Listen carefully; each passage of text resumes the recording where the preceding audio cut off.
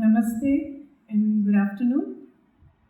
So it's really an honor and a privilege and a blessing to go in this order to speak after Anand Bhaiya. For me, he's always my elder brother. So Anand Bhai, he's been my teacher also. Whatever little I know of Sri Aurobindo's and Mother's works is almost all that I've learned from him and with him, and writing him long emails late at night and asking him for clarifications and saying, no, this is what I understand, but what do you think? Those kinds of things. So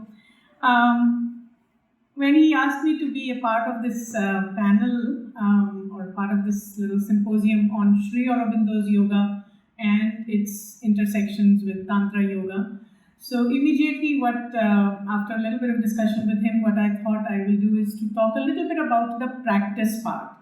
And I think it's very interesting how where Anand Bhai leaves his presentation in terms of that, the divine will find the sadhak in you and the divine will take up the yoga, and only then there is salvation, individually, collectively, whatever. But at the same time, there is a lot of emphasis given on personal effort also when we read Sri Aurobindo and the Mother. And one of the things that I find very liberating, even on an intellectual level, is when Mother says that when you find something, when you read something in Sri Aurobindo and you say, this is the truth, know that he has said exactly the opposite of that elsewhere. So you have to read or to know that truth is always integral. So the opposites together have to be synthesized to bring us to a little higher truth or a more integral truth. So while it is true that divine is the one, as Sri Aurobindo says, Mother is the path, Mother is the goal. So divine is the one doing the yoga, yet there is something to be said about the personal effort or the personal practice. And so in that sense, I thought I would share a little bit about what are some of the practices or some of the approaches which we find in Sri Aurobindo's and Mother's works on worship of the divine Shakti, divine Mother in integral yoga. So I will just, okay, good. So you have the thing up. So just very quickly, some of these things have already been discussed in quite detail by Anand Bhai on what is the integral conception of existence. And yesterday also, I heard both Bharat Gupta ji and Madhu Khanna ji talking about the idea of Srishti and Srishti Karta, or Shakti and Brahman as one, which is part of the, Indian way of looking at things. So Sri Aurobindo also just reminds us of this integral conception of existence, where he speaks of the conscious soul or Purusha, that is the Sat aspect, and the Sat aspect is energized, or everything that is there in the Sat aspect, the Purusha, gets energized or executed through energy, through the Shakti. And he goes into quite detail about, Shakti and Para Prakriti, and Prakriti being a little limited form of Shakti, and he has given us a whole detail about that. The other thing that, again, just picking up on what Anand Bhai also reminded us, the integral approach of Sri Aurobindo's integral yoga, or Sri Aurobindo's or Mother's integral yoga, is the integration of Vedanta and Tantra. So he says it very clearly that it starts from the method of Vedanta to arrive at the aim of Tantra. The method of the Vedanta that, again, Anand Bhai had just pointed out, was to allow the psychic, to allow that soul element in us to be the leader of our evolutionary march. So it's the soul in mind, the soul in vital. So the psychic element, that is a little technical, going into integral yoga literature as to what is psychic and how Mother and Sri Aurobindo describe that psychic, that entity in us, the divine element in us, to be the leader of our evolutionary march. So allow that is the Vedantic approach, to arrive at the aim of Tantra. the aim of Tantra here, Sri Aurobindo is referring to, is also about what again Anand Bhaiya reminded us of, looking at the very material nature, the very physical problems of our life that come from the nature in us, nature with capital N. And Sri Aurobindo has this amazingly loving, lovable quality of using capital letters or small letters to, tell us a little differentiation, allow us to do a little differentiation of what he means by.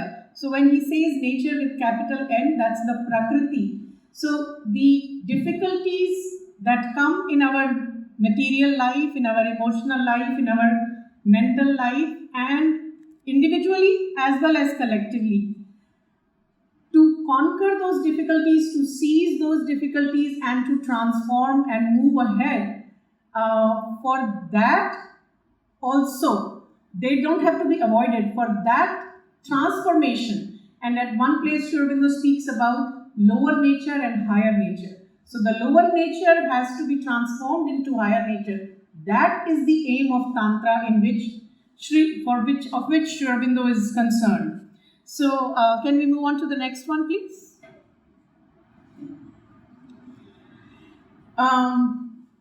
Now, the one thing where Anand Bhaiya ended the little book called The Mother.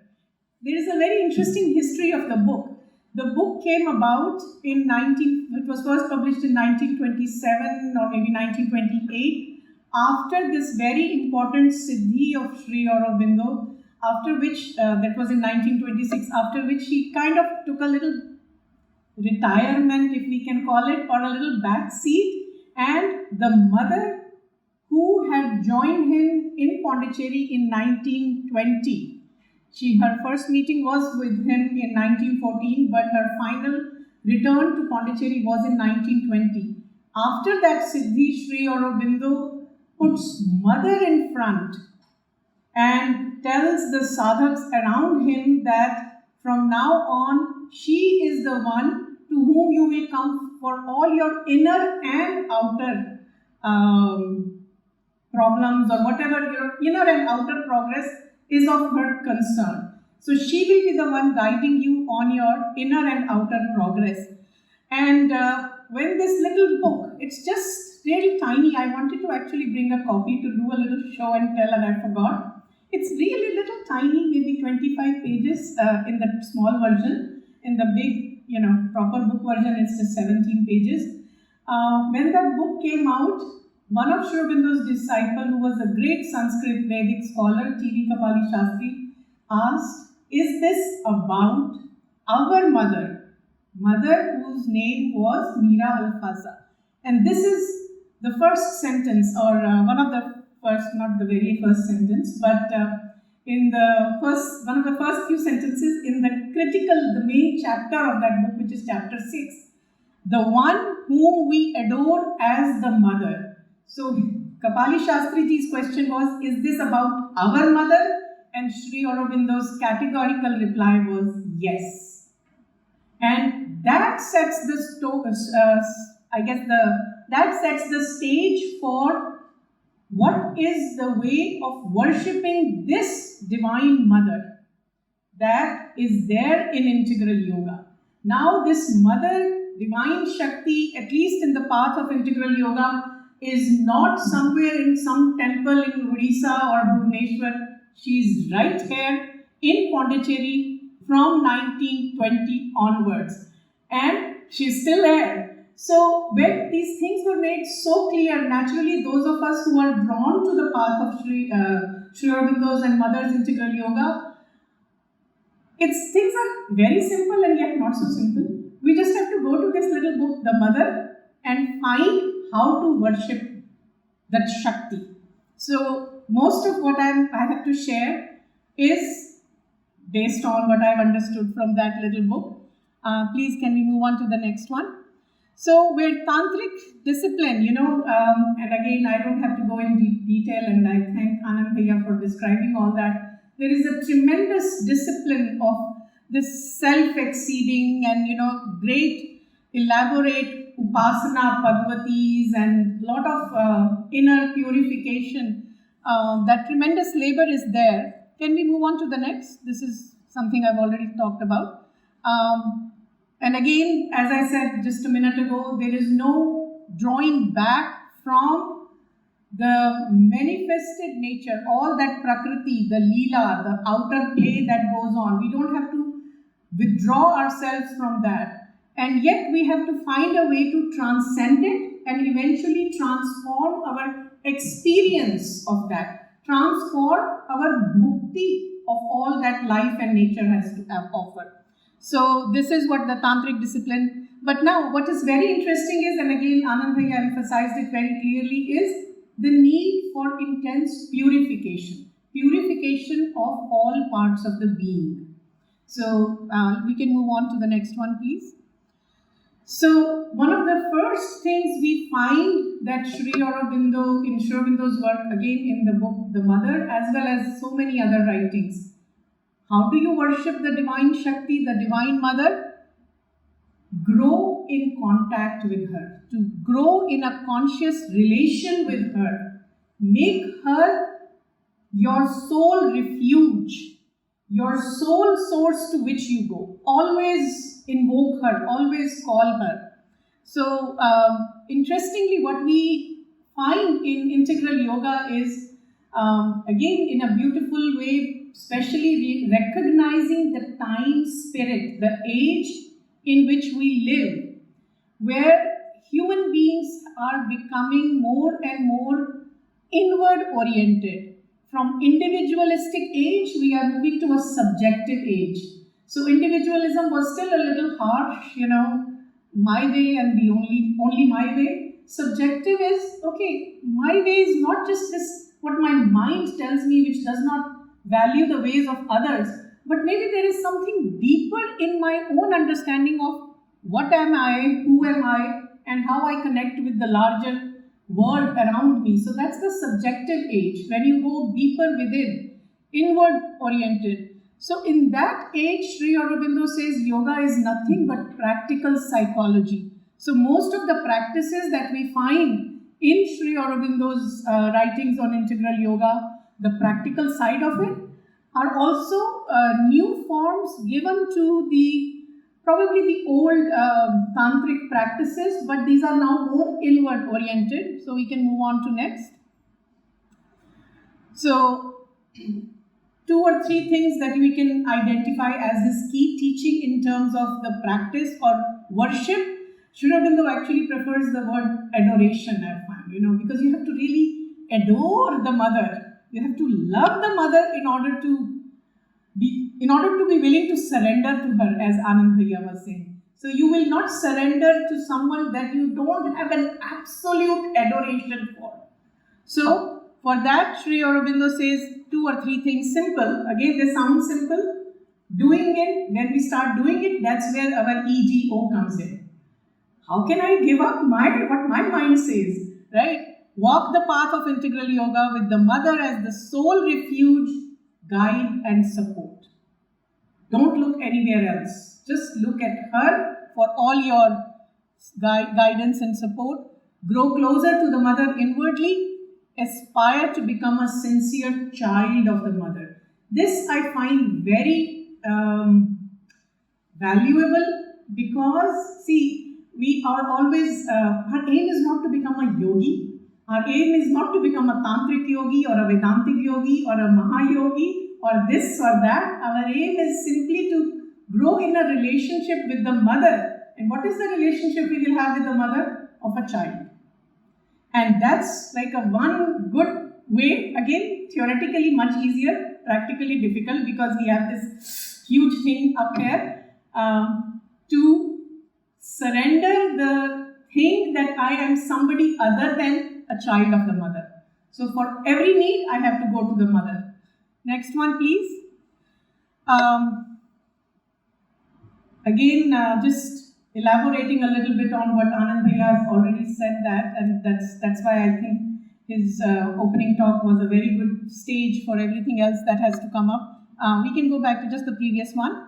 So the new forms that we have for some of the key aspects that we find in Tantra Yoga also are the two things that I pointed out. One is the ascent of consciousness, and also the fact that nothing can be done unless there is a descent of that higher consciousness, the higher force of the Divine Mother. Yesterday, when introducing the exhibition, Dr. Shruti mentioned about how Sri Aurobindo had used Savitri as a means of ascension of consciousness. So, ascension of consciousness, going from the nitty-gritty or the little prison-like things of our physical, vital, mental consciousness to a higher and higher ranges of consciousness. That's the ascent. And descent. Even this is not possible. This ascension of consciousness is not possible unless there is a descent of the higher force of the Mother. We can move on to the next one, please. So, how do you ascend? By opening yourself in all parts of your being to the force of the Divine Mother. This is the key to transformation in integral yoga. It sounds very simple. Open to the Mother. What does that mean? Open to the higher force. But as we go deeper, and in the interest of time, we are not going into the nitty-gritty things, but opening itself, Mother has explained what is opening. How do you open yourself? One of the exercises she gives is when you are feeling stuck in your own mind, in your own thought, in your own way of thinking about whatever problem you have in life. Just widen yourself, look at the sky. If you are stuck in a room, just imagine you are standing outside and below the vastness of the sky or in front of the ocean. Allow the vastness to enter your consciousness.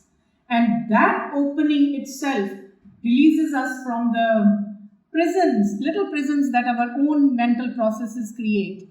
I've put some of the pictures just because these are really how you get, some of the people who grew up in the ashram, Anand Bhaiya being one of them, with the Mother, they had the advantage of this physical proximity, which naturally brings a certain opening to the Mother. But Mother is there for all of us. Yes, please, next one. Another element, the ascension of the consciousness, again, which was alluded to by Anand Bhaiya, was the idea of how in the Kundalini Yoga, the traditional Tantric Yoga, the opening of the chakras, the energy centers. And I think Dr. Basu has his talk on that aspect of integral yoga, so I'm not going to go into detail. But in the traditional Tantric Yoga, where the emphasis is on allowing the energy to go from below to higher, from the Mooladhara chakra to higher up, Sri Aurobindo gives a little bit of note of caution that sometimes when the energy flows like this, it can lead you into a little dangerous territory unless there is a moderating force from higher centers, higher chakras. And so he speaks more of allowing the descending Shakti to open the chakras. So there is more emphasis on, as Anand Bhaiya was also pointed out, the soul in the mind, allowing the Shakti to flow from higher up to open the centers below. But this recognition that there is potential energy that is locked up in these chakras, in energy centers in our body, in our subtle body, is very much there in integral yoga. Again, so the practice is more about allowing the higher force to do its magic, to do its work. And for that, how do you prepare yourself or your inner and outer being for that? Two things I am pointing out. One is, so we have to receive it. So Mother uses the word receptivity, and Sri Aurobindo uses the word receptivity. How do you prepare for the receptivity? There are many practices given. One that I am picking out is to call for peace. Until there is peace in the inner and the outer being, especially the vital and the mind part of our beings, unless there is absolute peace, we are not open, we are not receptive to the descending higher force. So Mother has given specific practice on peace also, to how to call for peace. Let the peace to be descend. And another simple practice that she gives, it sounds simple, not easy to do it, believe me, we've tried, of stepping back. Never say anything without stepping back in your consciousness. Never react. The modern language will be like that. Never take any decision without stepping back. Never respond to anything without stepping back. Always first go a little back in yourself. Take your time and then call for help, call for the higher inspiration, and then take your decision. Then say whatever you have to say. Next one, please. Another approach, so this is about the opening and receptivity to the higher descending force.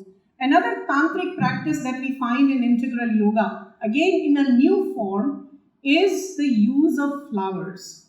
So Mother, there are lots of accounts of how Mother in her own life had a deep kinship with the world of plants and flowers, and she's talked about how flowers are the soul element in the plant kingdom, how flowers represent that. So she used flowers very specifically to, how in the traditional tantric yoga you would have the transmission of Shakti or transmission of a spiritual vibration to a disciple.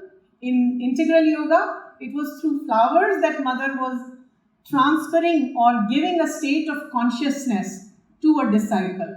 So a lot of sadhaks in the path of integral yoga to this state do work with flowers to invoke that idea of soul element. And because Mother in her own practice, I'm going to take a little more than 2 minutes. I have to finish one or two more thoughts. She has identified, because of her kinship, this is not a mental kinship, this is a kinship identification of consciousness with about 850 flowers, a little more than that. She has given the spiritual vibration of that flowers. What is the spiritual or the occult vibration of these flowers? So sadhaks on the path of integral yoga, or those who are trying to be sincere children of the Mother, they use this practice as part of their worship or adoration of the Divine Mother by working with flowers, whether it is growing flowers, arranging them, because it's a very concrete way to get closer to that power. Another important thing is why flowers? Because flowers have these unique characteristics which Mother reminded us when we work with flowers, when we are identifying ourselves with flowers, it's these qualities that we should try to cultivate. So again, it's the inward oriented approach. What are the qualities? Openness, frankness, equality, samatha, nothing disturbs you. A flower, rain or whatever, a flower is equal. It stays in that consciousness of samatha. Generosity and gentleness. So be like a flower, blossom like a flower. Next one, please. In the traditional tantric yoga, there is a lot of emphasis on mantra, and we've been hearing this since yesterday. In integral yoga also, there is a role of mantra, but it's not in the traditional way where you have, a guru giving a secret mantra to a disciple. And yet there are certain mantras that Sri Aurobindo has given in certain specific contexts. So like Om Anandamayi, Chaitanyamayi, Satyamayi, Parame. Again, I'm not going into detail as to why this was written or how it came about, or Om Namo Bhagavate Sri Arvindaya. There is also an interesting book by the Mother.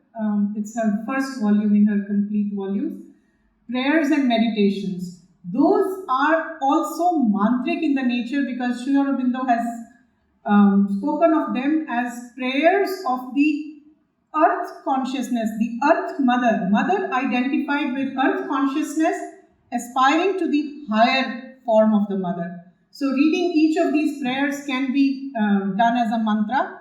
There is of course Savitri, we heard about that a little bit yesterday, the 24,000 line epic poem, which is entirely mantric because it was written as a yoga sadhana. So it can be read as a yogic sadhana, but the simplest mantra we have, and I've just shared few of the sentences. These are some of the lines that I personally find, and I've known many people who find, there are many more, but these are just few I've put out, which we use as mantra. She is the golden bridge, the wonderful fire. All can be done if the God touch is there. So just using them as japa. Next one, please. But the one mantra that we really have in integral yoga is the smallest one, which is simply Ma. That's it. Call her. Next one, please. So call her, call her, call her, and she will come, as Anand Bhaiya said. And she does come. So that's where the idea of surrendering to the mother, one of the practices that Mother and Sri Aurobindo emphasize is, again, sounds simple. Those of us who've tried to do it, we know, remember and offer. Remember the mother and offer everything that is going on. I have a headache, offer that. Ask for her force to help with that headache. Because behind the headache, there might be some mental preference or mental thought that I might be holding on to, which I'm not willing to let go. So offer and the cure will come. So surrendering to the mother. Next one, please. Yes. In the traditional yoga, Tantra yoga, we have yantra. We heard yesterday beautifully, Madhu Khannaji described a lot of yantras, and in the exhibition upstairs also we have many pictorial representations of that. In Sri Aurobindo's integral yoga also we have at least two key yantras, which is Sri Aurobindo symbol and mother symbol. I'm not going to go into detail into any of these because just decoding them again will be a great exercise intellectually and in many other ways also, psychically also. But if you see closely, even Sri Aurobindo symbol, why 7 lines, 9 lines, certain number of petals, the ascending triangle, descending triangle, these are very interesting analysis that one can go to. But I'll just say 2 lines about mother symbol, because that's where we really get a lot of things about practice. So if you see, mother symbol is about all qualities. The outer petal, the 12 petals are about qualities or soul qualities that we must cultivate in us as inner practice to grow in closeness with the mother.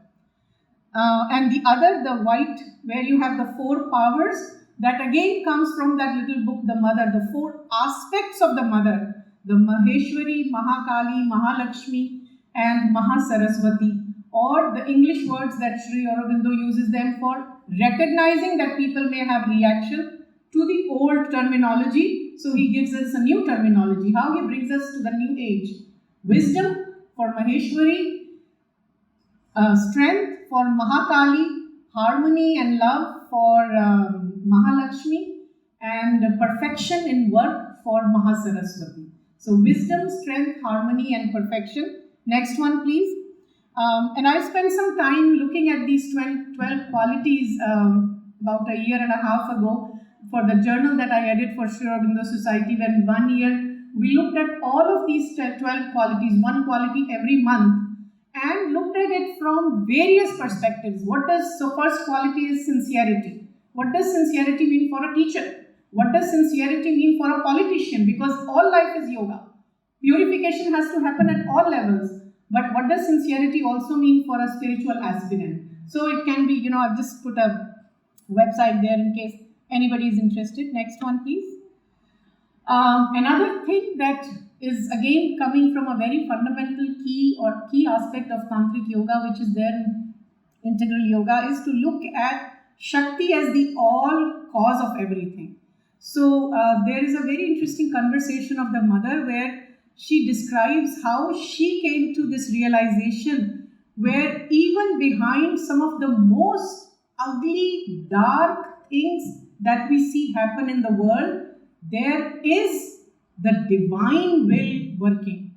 And she says when that realization happened, it's like, even all that is not right in the world somehow finds its rightful place in the divine plan. So again, that burden is taken over. The divine becomes, our leader of the march. So it's that. We can move on to the next one. Just a quick thing about the 4 aspects of the mother, because without this we cannot close this session on worship of the mother in integral yoga. In all of these 4 aspects, and Sri Aurobindo speaks that there are many more that are yet to descend, but at present these are the 4 key aspects that are leading the way, the play of the world, the leela of the world. Wisdom, strength, love and harmony and perfection. Next one. How do we worship these 4 aspects? So again, in integral yoga, the focus is not on the outer worship, but on the inner worship. We can go next one. So for each of these, we can actually, in that little book, chapter 6, we get great clues, great hints as to how do you worship inwardly all of these 4 aspects. And when you look at that chapter in combination with, there is a chapter in Synthesis of Yoga, the fourfold personality, the soul force and the fourfold personality, we get some really great clues. How do you worship? How do you adore Maheshwari? By inculcating these qualities in you. A mind that is increasingly open to ideas, because she is the power of wisdom. By having a hunger and passion for knowledge, by having a poise in the temperament that is turned to patience, calm, steady musing and calm, to reflection, to meditation. This is the wisdom. This is how you grow in wisdom. We can move on to next, just in the interest of time. How do you worship Mahakali? How do you go closer to her? By cultivating certain soul qualities. What are these soul qualities? She is the goddess of strength. So fearlessness is the first one. Great fearlessness, high fearlessness, dynamic audacity and daring, love of honor. See, we have all heard of stories of Rama and Krishna and all the Kshatriya honor, right? It comes from here. Because there is a great love for nobility, the honor with which, the nobility with which somebody who is trying to grow in strength has to lead the life. Straightforwardness, no hypocrisy. That is, again, much easier said than done. We can vouch for it from our own experience. Next one. Mahalakshmi, she is the power of love and wisdom, and she is also the power of mutuality. So there is a lot of exchange of goodwill and good vibes and even material possessions that happens with this power of mutuality. So to develop certain skills, this in the Chatur Varna in India would be called as the Vaishya Varna. So a lot of skill, lot of developed actual skills to produce something, to exchange something, lot of generosity, altruism, philanthropy, exchange, all of those, power of giving, and also appreciating and growing in a sense of power of beauty, love and harmony. Sri Aurobindo says a very beautiful sentence, where beauty and love are not, she does not come. She meaning Mahalakshmi does not come. So to grow in that sense of beauty, the inner dimension of beauty and love. Next one. And finally the Mahasaraswati. Today, this is the age of Mahasaraswati, as Anandri also pointed out, the Kali. That is also the age of perfection of work. Hence we are all, as he himself writes in one of his books, we are all becoming workaholics, because this is the age of Mahasaraswati. So the execution, perfect execution, detailed execution of work, but it also comes not with the work to become great achiever, great success, we don't have to become Bill Gates or all these, Ambanis and Adanis, but work as service. Remember, one does not, you have to take everything together. So remember and offer your work also. So do the perfect work and then offer it to the divine. So love of service to the divine. When we grow in these qualities, Mahasaraswati, Sri Aurobindo says, is really a patient goddess, because she works very, very patiently on all our imperfections. And through that work, through that growing in those qualities, we develop an ease to surrender. So why surrender? I mean, today as I was listening to him, it made so much sense. Sri Aurobindo says, as we grow in these qualities that are connected with Mahasaraswati, Atma Samarpan, self-surrender becomes easy. And in today's age, that is the way to approach divine. So surrender is the starting point. Surrender is the last word. Next one, please. And how do you do all of this? You do it by three things Sri Aurobindo says you need. You need to be conscious. You need to be plastic to her touch. Plastic meaning that you allow yourself to be transformed in the way she, the Divine Mother, wills you to do. So all parts of your nature should be plastic to her touch. So stay in that flexible mode. And at the end of it all, just as a way to practice, you can go to the next one. Let all this blah, blah, blah, all this talking, let this also be an offering to the Divine Mother so that she will take it up and allow me and with me, all of us here, to wherever she wants to take us. So this is what I would like to share at this point. Thank you for extending my time a little bit.